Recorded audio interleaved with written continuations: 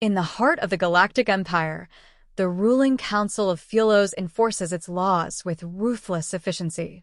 Among their many decrees, one stands absolute: no species shall defy the Empire's order. When a woman is accused of treason, they sentence her to death by fire, believing it a mere formality. What they do not know is that she was the wife of General Adrian Voss, a man feared even among humanity for his cold, calculating wrath. What followed was not justice. It was not war. It was annihilation. The woman and the crime. Serafina Voss was a healer, a diplomat, and a woman of quiet strength. She had spent years among the alien worlds of the Empire, negotiating peace, preventing bloodshed. She was no warrior. Yet, when she stood in defiance of the Empire's decree, refusing to betray innocent refugees from a dying world, the Council saw her only as an example to be made.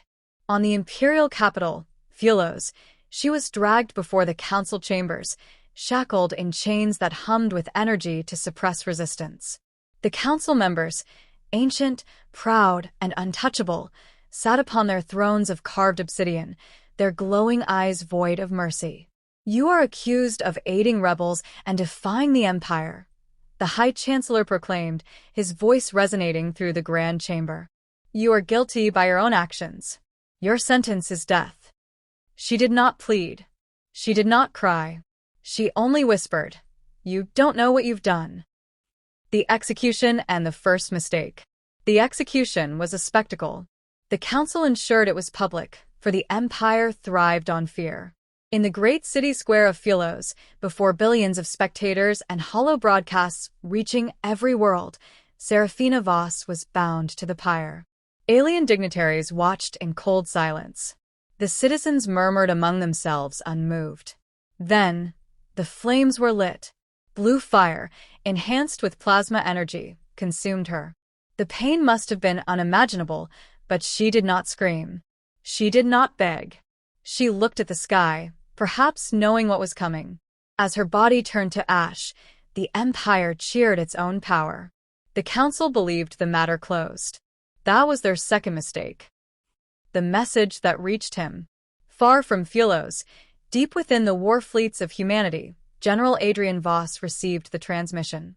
He had been leading campaigns against the Krail Dominion, another empire foolish enough to test human endurance. He expected a message from his wife, a soft voice of peace in his life of war. Instead, he saw a hollow recording. He saw her face, heard her last words. He watched her burn. His officers stood in silence. None dared to speak. The fleet's AI reported an immediate spike in Voss's biometrics, heart rate accelerating, cortical activity surging. He said nothing for a long time. Then, in a voice so quiet it was almost a whisper, he ordered, "Set course for Philos. Gather the entire fleet.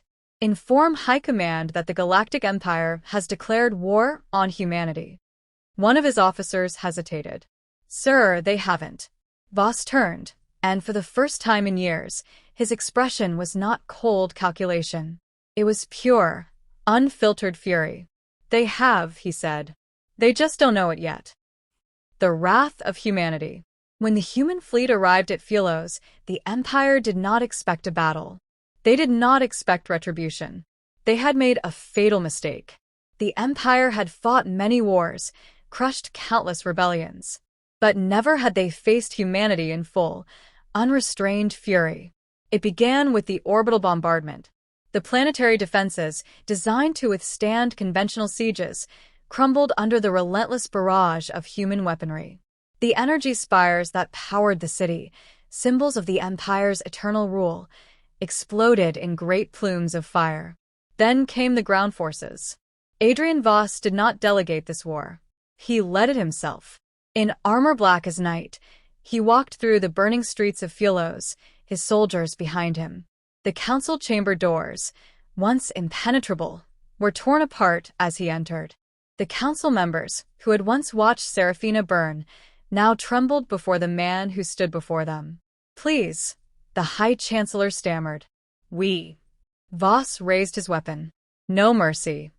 The last thing they saw was fire. Aftermath. Philos, The once great capital of the Empire was no more. Where spires once reached the heavens, only ruins remained. The Galactic Empire, once the most powerful force in the universe, had fallen in a single night. And as Adrian Voss stood on the ashes of an empire, he looked up at the stars, knowing his wife's name would never be forgotten. The Empire had burned one woman. Humanity burned their entire world in return.